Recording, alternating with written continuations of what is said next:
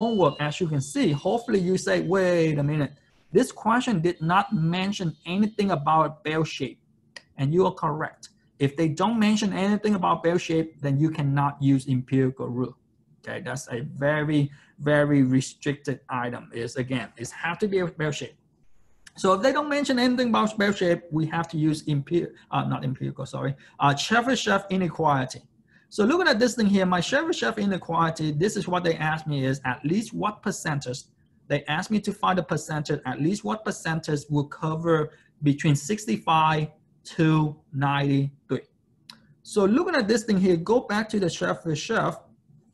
Go back to the Chebyshev. We know that if I take from 79, if I take one step to the left, which is I have to take 79 and minus 7, right? And if I take 79 minus 7, everybody see that 79 minus 7, I have 72. That's not my lower endpoint. My lower endpoint is 75. So as you can see, I have to take 72 minus 7 again to give me 65. So everybody see that because I subtract 7 once, 7 twice, therefore, again, how many steps did I need to take from 79 to get to 65? I have to take 2 steps, which is in this case, your K is equal to 2.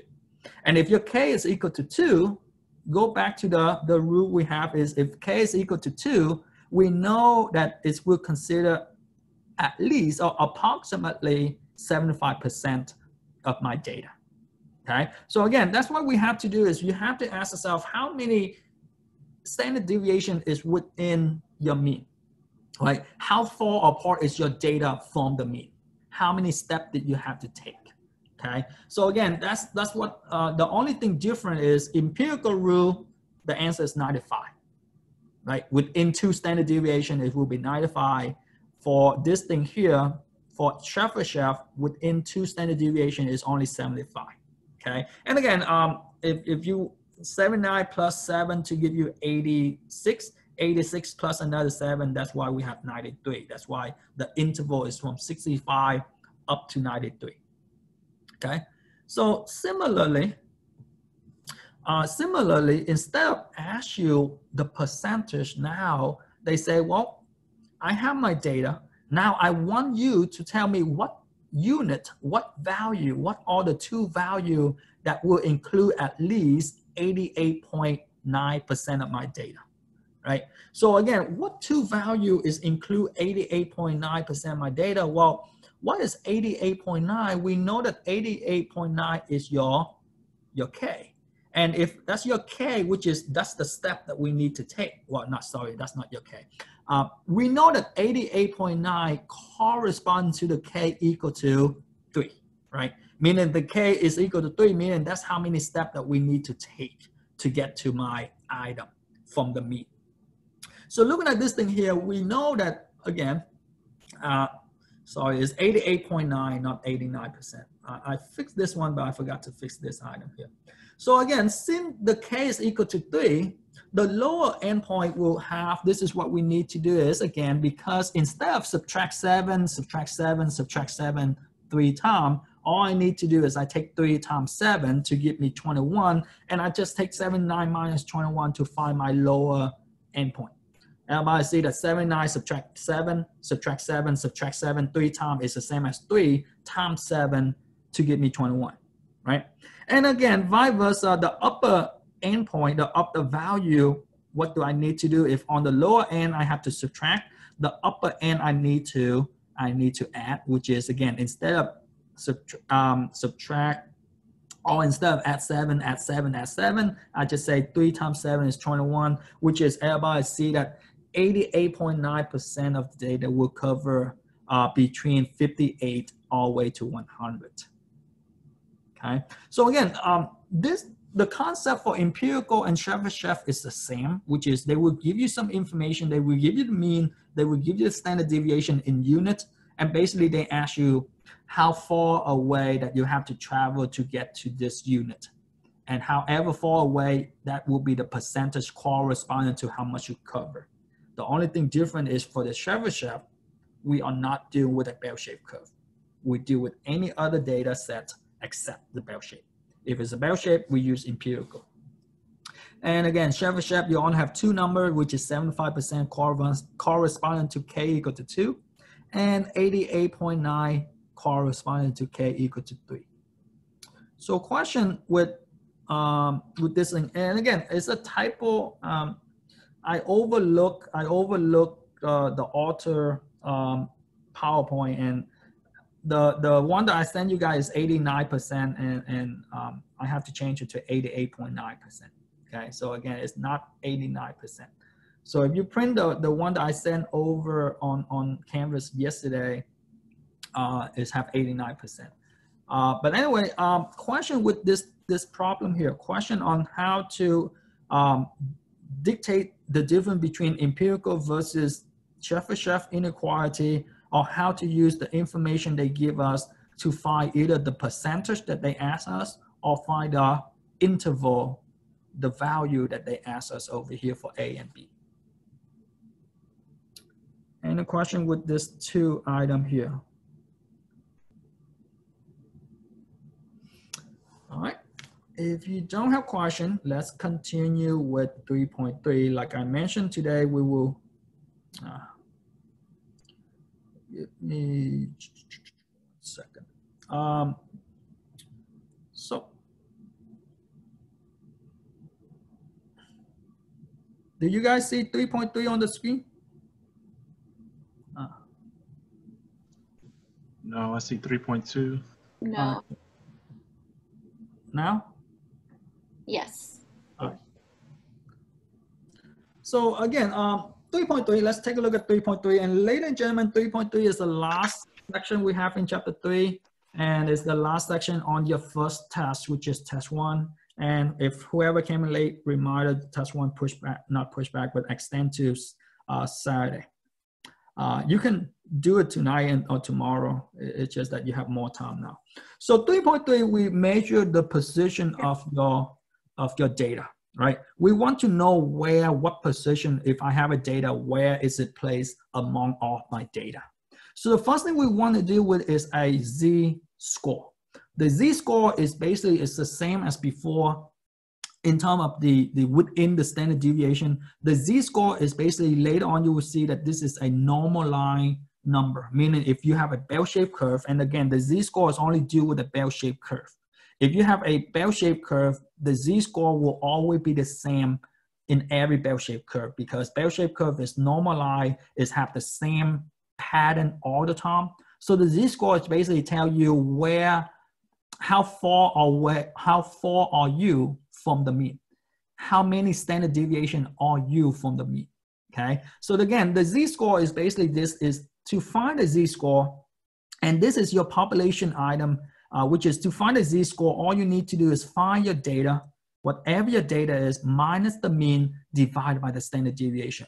And again, like I mentioned, I just mentioned it, the Z-score literally just tell you to find a Z-score, you take your data minus the mean divided by your standard deviation. And to connect this to your empirical rule,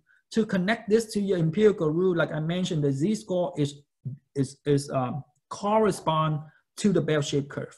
Okay, and when we get to chapter 6, instead of say Z-score, we say normalize Z-score, right? So basically, this is what we have is, remember I told you guys that within one standard deviation, meaning you have to go up 1 and down 1. If it's below the mean, we illustrate that with a negative number. So again, if the Z-score have a negative number, it's below the mean. If the Z-score have a positive number, it's above the mean.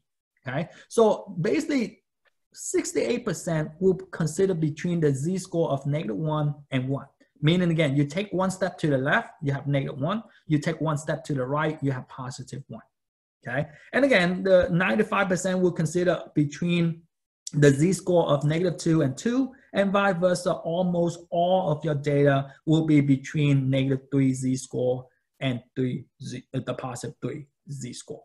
Okay, so again, this just basically, instead of, I think this is where they change it. Instead of say within 2 standard deviation and then the actual standard deviation, you say, wait, which standard deviation are we using? So now they change it to a Z-score. So basically, think in terms that the Z-score is the step that you need to take. And now with the Z-score, we don't have to take one step. I mean, empirical rule, you still have to take one step. But the Z-score can tell us where in terms of 1.5 or 1.25 or 1.75. So whatever the Z-score is, in terms that it doesn't break down to just one, within two, within three, okay? So again, but the Z-score just basically tell you how far away from the mean are you. If negative, you're away from the left side. If positive, you're away from the right-hand side. The closer to zero, meaning the closer you get to the mean, okay? Because if the data, everybody see that if the data is equal to the mean, the data minus the mean, if they are equal, is equal to 0, and 0 divided by whatever the standard deviation is still 0. So if the Z-score equal to 0, that's your mean. That's the center of your data, okay? So let's take a look at this thing here, which is, let's take a look at the information they give us, right? And one good thing about Z-score is, ladies and gentlemen, now we can compare different unit, right? You can compare the height versus the weight, or you can compare apple to orange, right? Looking at this thing here, which test score is better, right? Who have a better test score, right? So looking at this thing here, this is the information they give us is the mean score on the ACT test was 21.4, and the standard deviation for the ACT is 5.1. And the mean score for SAT is 1350, and the standard deviation is 126. And again, assume that both of this distribution are approximately bell-shaped. And again, the only reason they state this thing here is we want to use the Z-score. If it's not bell-shaped, we cannot convert to the Z-score, okay? And most of the time, it will tell you that approximately normal or approximately bell-shaped. Those are the two things that tell you that we need to, you know. But again, the question asks you this, right? If a student scored 25 on the ACT and another student scored 1470 on the SAT, who have a better score correlate to their test, right? Who have a better score? If you compare the two students, who have a better score relatively to their test, right? So looking at this thing here, in order to compare which one have a better score, because the two tests have different score system, right? So we need to convert, or we need to find the Z-score for the ACT and the Z-score for a SAT, okay? And again, because the Z is a standard normal, which is basically a bell-shaped curve, all the Z-score is the same. It's just the data are different. So to find the Z-score, this is what we need is we need the ACT score, which is in this case, a student ACT score is 25. We need the mean, which is the mu is equal to 21.4. And we need the ACT standard deviation, which is equal to 5.3. And that's one thing about statistics, ladies and gentlemen. You know, you have to identify what is given to you guys, what data, what information is given, and what information are they asking you. So looking at this thing here, hopefully you guys see that, oh, we have everything we needed to find a Z-score, because the Z-score is the data, which is the X, minus the mu, which is the 21.4, divided by the standard deviation, which is 5.1, which is, everybody see that I have 25 minus 21.4 divided by 5.1, which is, again, 25 minus this will give me 3.6, and 3.6 divided by 5.1 will give me 0.71. So again, this person score 25 is a little bit above the average. And how far above? Not even one standard deviation above, ladies and gentlemen, is only 0.75 off a standard deviation. Okay, so again, one standard deviation, think in terms of this, one standard deviation is 5. So if you score 26, you are one standard deviation away from the mean. But this person only scored 25, so less than 1, right? So now, in order to know if the SAT score is better or worse than the ACT, we have to convert to the Z-score, which is in this case, as you can see, the SAT score is 1470. And the mean for SAT is 1350. And again, as you can see, this person is a little above the mean too. And again, the standard deviation is 126, which is now everybody see that we have in the sense that we can plug into this formula, which is 147 minus 130, 50 divided by 126, which gives us 0.95. So 0.95 is bigger than 0.72. So we know that the ACT score is better, right? Relatively to the ACT, I mean to the SAT, the SAT score of 1470 is better to the 25 on the ACT, right? So again, this is the idea of the Z-score is, the idea of Z-score is now, as long as they are bell-shaped curve, we can see how far away from the mean you are. And again, ladies and gentlemen, the bigger the positive for the Z-score, the better of the Z-score. The bigger the negative of the Z-score, meaning the worst of the data, right? If you have a negative 1.2, meaning you are below the mean 1.2 unit or steps, right? Not unit. Unit is the other item. Okay. So question on how to find the Z-score here, or what, again, all you do is you plug into your formula. Question with this item here. All right, hopefully it's easy enough. The next thing is they have is, what if they flip the script on you guys, right? What if they flip the script, which is in this case, the same information, the information is the same. But instead of ask you the Z-score, what if they ask you the actual value of the actual data, right? So what if they say here, John ACT score have a Z-score of 0.85. I don't know how much John score, but based on this information, his Z-score is 85. What is his actual ACT score, right? So they change it on you guys in terms that now instead of find the Z-score, they give you the Z-score. Now you have to find the data itself, which is in this case, the ACT score. So how do you do this thing here, which is again, to make it easy on your part or to you guys to find the data, basically we reverse the Z-score formula, which is all you need to do is take the mean plus the Z-score times the standard deviation. Remember last time the steps, the within one standard deviation, within two standard deviation, or the K. Remember I told you guys that if the K is equal to 3, I have to move 3 spaces instead of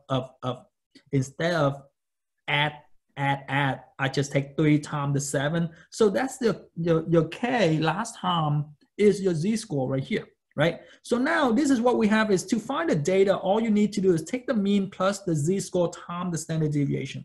Do we have the information we needed? Hopefully you guys say yes, because the mean is the same, which is the mean for ACT is 21.4. The Z-score they give us is 0.85, and the standard deviation for the ACT is 5.1. And ladies and gentlemen, and again, your test is on the computer. Hopefully your eye won't trick you.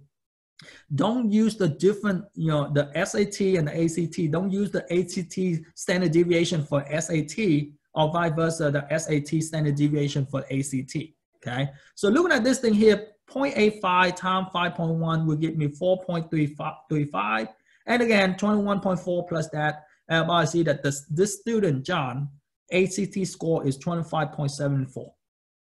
Okay, so again, if he scored 25.74 on his ACT, he will have a Z-score of 0.85.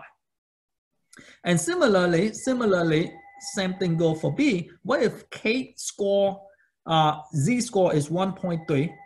What is her SAT actual score? Which is, again, as you can see, all we do is we just plug into this formula, which is X is equal to mu plus Z-score times standard deviation, which is we have the Z-score here. And again, if you plug it in, you can see that Kate scored a total of 1513.8 on her SAT. Okay, so again, this is what we need to do is, again, one thing about statistic is they will give you some information and they pretty much ask you to use that information to analyze the problem, right? And again, that's the challenge for you guys is in this class from here on is basically what information are they giving us and what are they asking you, okay? So question on how to find a find a Z-score is very easy. Question on how to find the data here. And one thing, ladies and gentlemen, one thing is your question either asks you to find a Z-score. If they ask you to find a Z-score, then you just plug into the Z-score formula. If they don't say find the Z-score, meaning you have to find the data. Your data in this case is the ACT score or the SAT score, or your data can be the height, can be the weight, can be the mass, can be the inch, can be, your data can be whatever, but if the question don't say find the Z-score, most of the time it will be find the data. And if they ask you find the data, meaning you have to find the X, and to find X, you have to take the mu plus the Z-score times the standard deviation. If your Z-score is negative, instead of add, you have to subtract, okay? So question with this Z-score here. All right. If you don't have, somebody have a question? All right. If you don't have a question, let's take a look at the next two items, which is just the, I think it's just for information that we have a quartile. A quartile, which is, again, a quartile, just like the name, quartile is basically you divide your data into 4 regions, right? Into 4 equally part, which is, again, 25%, another 25%, another 25%, another 25%, which is you have a total of 100% of your data. So a quartile is basically you divide them into 4 pieces. And if you have 4 pieces, imagine if you have a piece of pencil like this, right? If you have a pencil and you want to have 4 pieces, do you agree that you only need to cut 3 cuts, right? Cut the first cut, you have this piece. Cut another cut, you have this piece. Cut a third cut, you have the last 2 pieces. Which is if you have this pencil and you want to divide into 4 equally pieces, we only need to cut 3 cuts to have 4 pieces, right? Because the last piece, you don't need to cut it, right? It's just the leftover. So basically, this is what we have is Q1, which is the first quartile. The first quartile will be the first, this include the first 25% of your data. There will be 25% below, and there will be 75% above. And vice versa. You will hear me say a lot about this thing here, which is Q2 and